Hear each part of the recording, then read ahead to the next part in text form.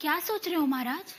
अरे भाई, मैं सोच रहा हूँ खाने को कुछ बनाऊं या ना बनाऊं। अब स्वर्ण भवन में ना तो कोई कुछ खाने को तैयार है, ना किसी से बात करने को। बहुत बुरा हुआ मालिक के साथ। कितना मन लगाकर सेवा की थी मालिक की, पर अब लगता है किस्मत में शायद कोई और द्वार लिखा हुआ है। मतलब तुम यहाँ से जाने की सोच रही हो? भवन की नीलामी होगी तो जाना ही पड़ेगा ना। अब इस भवन को कोई और खरीद लेगा। क्या बताए, भगवान भी कैसे कैसे दिन दिखाता है। हाँ, मैं अपने गांव चली जाऊंगी। मुझे तो लगता है कि मेरी मेहनत और काम करने की लगन को देखकर नए मालिक मुझे यहीं पे नौकरी पे रख लेंगे। अरे सुंदरी, जरा वो स्टूल तो लाना। ये भी मेरी जिम्मेदारी है।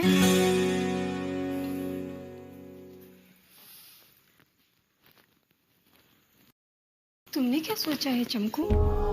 मैं मालिक को छोड़कर कहीं नहीं जाऊंगा, कभी नहीं जाऊंगा, क्योंकि मैं उनका नौकर नहीं, सेवक हूं। जैसे हनुमान जी थे श्री रामचंद्र जी के, समझे? पूरा एपिसोड देखिए ZEE5 पर। पहले इस डर से लोन लेने बैंक नहीं आया, शहर भर को खबर हो जाएगी कि ठाकुर की हैसियत क्या रह गई। सोचा था महाजन वाली बात बंद मुट्ठी रहेगी, लेकिन अब अगर बेइज्जती हो ही रही है तो इज्जत को बचाने की कोशिश ना करना भी बेवकूफी ही लगती है। ठाकुर साहब, सारी दुनिया आजकल लोन के सहारे चल रही है, और फिर जो आपको 5-5.5 करोड़ रुपए यशोधर को देने हैं वो हम उसे दे देंगे तो नीलामी की नौबत ही नहीं आएगी।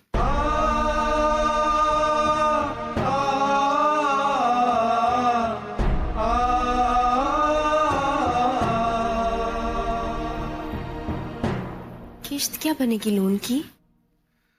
यशोधर को आने दीजिए, उसे कितने पैसे देने उसके बाद ही पता चलेगा। नमस्ते मैनेजर साहब। नमस्कार नमस्कार। कहिए, कैसे याद किया?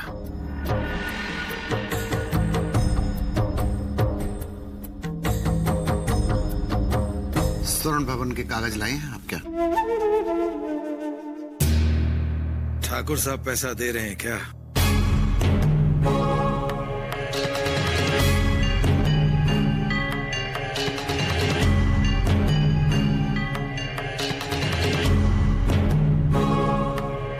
आपको ठाकुर साहब से जो 5-5.5 करोड़ रुपए लेने हैं वो हमारा बैंक आपको दे देगा। आप हमें स्वर्ण भवन के कागज दे दीजिए। कितना? करीबन 5 करोड़ है ना? 5 करोड़ नहीं, 25 करोड़ हैं।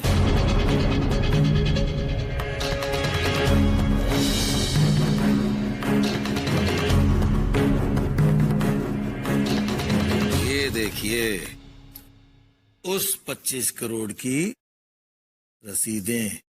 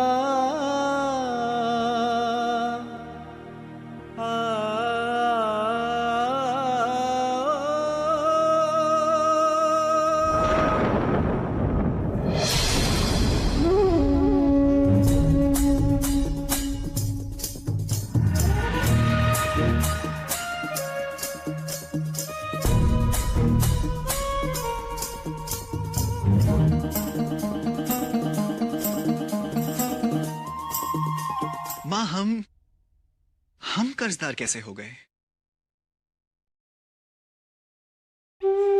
बेटा, हमें कर्जदार कुछ इज्जत बचाने की कोशिश उन्हें कर दिया और कुछ बदलते हालात ने। इतना बड़ा भवन, इतने नौकर चाकर, लेकिन कमाई का कोई साधन नहीं, सिर्फ खर्चे ही खर्चे। ऊपर से आए दिन चंदा मांगने वालों की कतार। उन्हें खाली हाथ लौटाओ तो इज्जत जाती थी, कुछ देकर भेजो तो तिजोरी खाली हो जाती थी।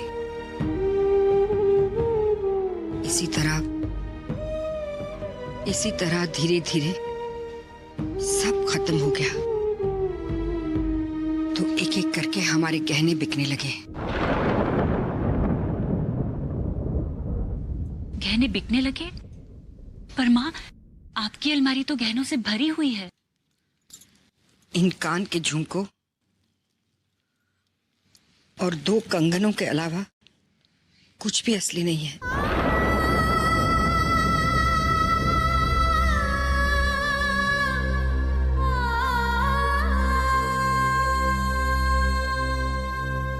गहने खत्म हो गए तो उधार शुरू हो गया और धीरे धीरे ये नौबत आ गई कि स्वर्ण भवन नीलामी की कगार पर आकर खड़ा हो गया। आज जो बाजार में हमारी 22 दुकानें हैं, उनका किराया भी तो आता है ना? कुल मिलाकर जानते हो उनका किराया कितना आता है?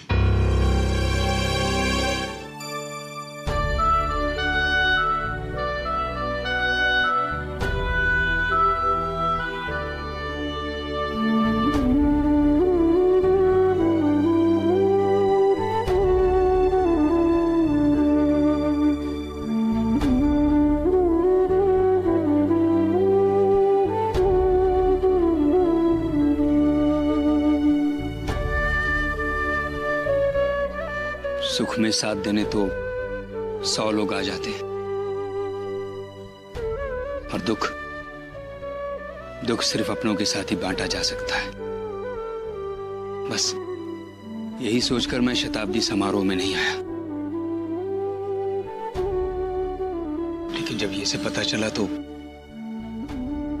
रोक नहीं पाया। यही परीक्षा की घड़ियां हैं जहां अपने और परायों की पहचान होती है। स्वर्ण भवन में आपका सब कितना आदर और सम्मान करते हैं, सभी आपको कितना प्रेम करते हैं, आप नहीं जानते। आपके आने से कितना हौसला मिला है हमें।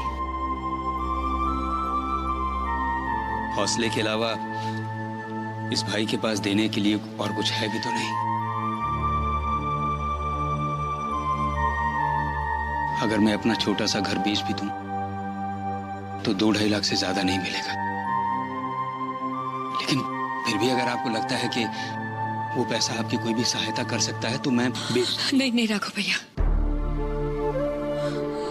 आपने इतना कह दिया बहुत है हमारे लिए। और फिर ये और आभा बैंक गए हैं ना, कुछ न कुछ जरूर हो जाएगा। माँ, पिताजी आ गए। मामा,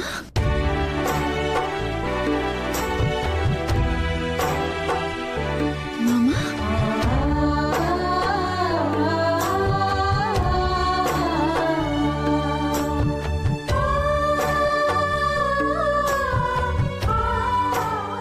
बस बेटा, बस भगवान सब ठीक करेंगे।